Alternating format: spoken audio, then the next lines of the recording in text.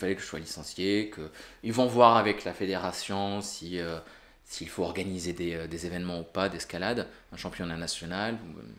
Sauf que ils peuvent pas, c'est-à-dire que là où je pense que la fédération se retrouve un peu coincée, c'est que ils n'ont pas de mur d'escalade qui correspondent aux normes internationales. Les compétitions qu'ils organisent, c'est sur site naturel, donc rien à voir avec le circuit international. Et s'ils organisent des compètes comme ça s'est fait il y a pas mal de temps là, et sur mur, ça va être un mur de 7 mètres, ce qu'il y a en Algérie. Donc ça ne correspond toujours pas aux normes internationales qui sont de 15 mètres.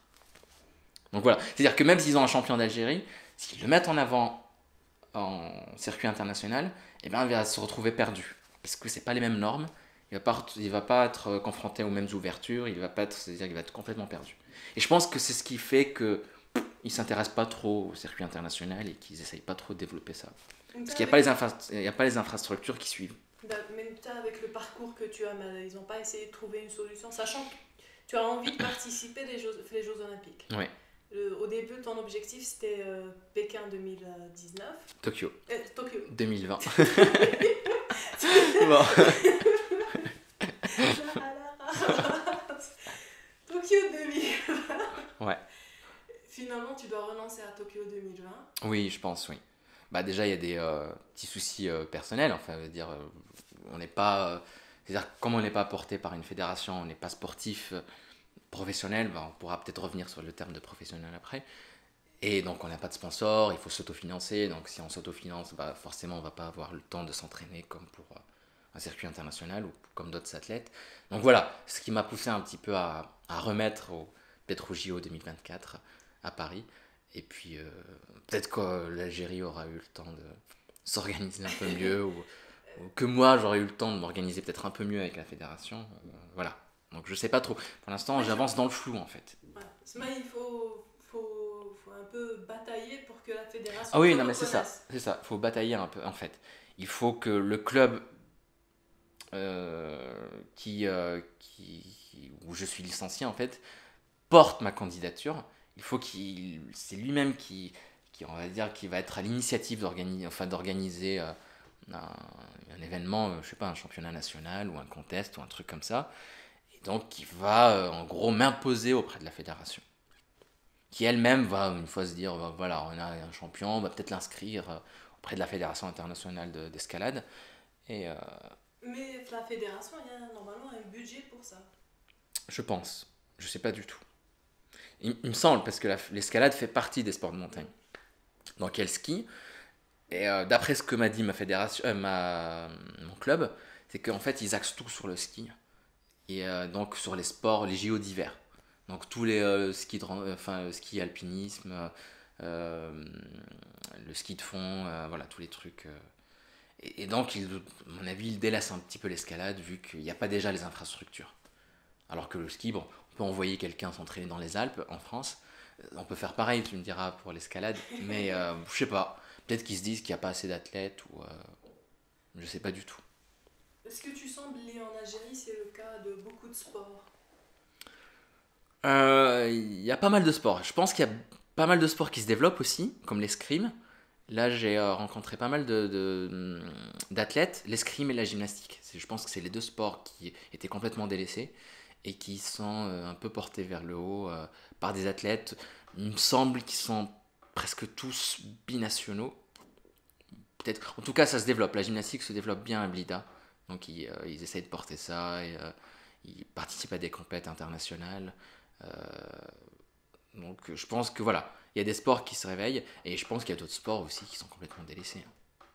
Je sais pas, je pourrais pas t'en citer là tout de suite, mais Et donc l'importance. voilà, on développe le ski par exemple, mais le biathlon, on n'a jamais vu d'athlète algérien, un biathlète participer aux JO d'hiver. Bah, déjà, le, le choc, c'est que quand tu vois les JO d'hiver, bah, il n'y a pas du tout de drapeau algérien. Alors qu'il y a eu deux Marocains par exemple Oui. participer. Voilà. Alors que au Maroc, la neige. Ouais, c'est ça, ouais, voilà. Donc l'importance de l'initiative tech, c'est aussi par la suite de développer le sport في Ah الجزائر. oui, oui, ouais. Donc c'est pour ça que je parlais tout à l'heure de côté professionnel, parce qu'on parle de professionnel d'escalade, mais professionnel ne veut pas forcément dire quelqu'un qui participe aux compétitions internationales et qui ou JO ou quoi que ce soit. C'est quelqu'un qui vraiment participe à la vulgarisation, au développement du sport, tout simplement. Donc, moi, je suis entraîneur et initiateur d'escalade, donc dans un club en France. Donc voilà, ça me permet d'entrer un peu dans le monde du professionnalisme de l'escalade.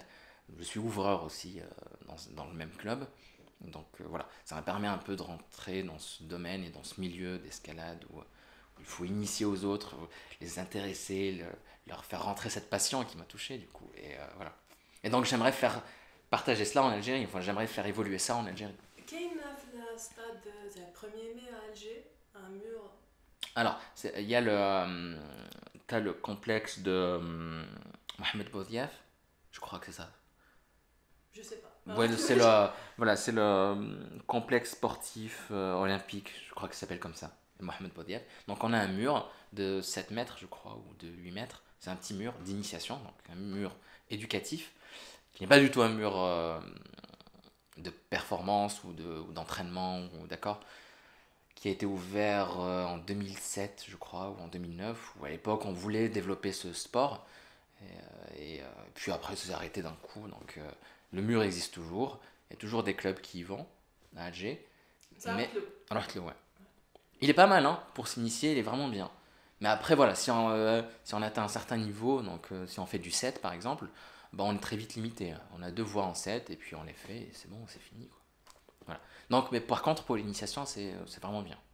Et on en a un autre. Donc, ce mur-là, il est en contreplaqué. Donc, comme voilà, c'est un mur plus ou moins récent.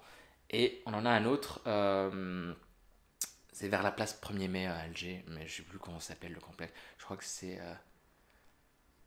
Ahmed, enfin Ahmed quelque chose, je me rappelle plus du nom, ça me reviendra peut-être tout à l'heure. Et là on a un mur en résine, je pense que c'est plus ou moins privé. Il y a un très gentil bonhomme là-bas d'ailleurs qui initie à l'escalade, qui essaye de développer ça, il a une page Facebook, je pense que c'est le plus... Est-ce que tu as le nom de la page Facebook? La page Facebook c'est Tamarout Escalade je crois. D'accord. Voilà, mur Tamarout, un truc comme ça. C'est par rapport au mont Tamarout en Kabylie. Et dans le Jurjura. Et donc eux, ils sont vraiment plus actifs et ils publient, ils communiquent autour de ça.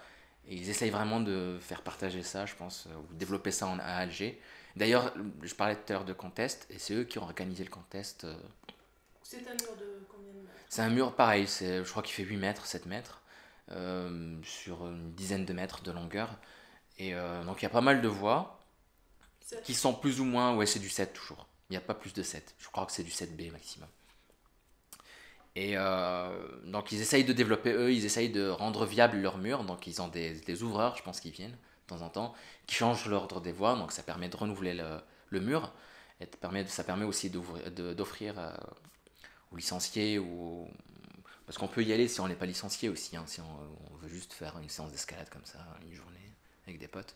Donc voilà, ça permet d'offrir quelque chose de nouveau à chaque fois. Je pense que c'est un bon début.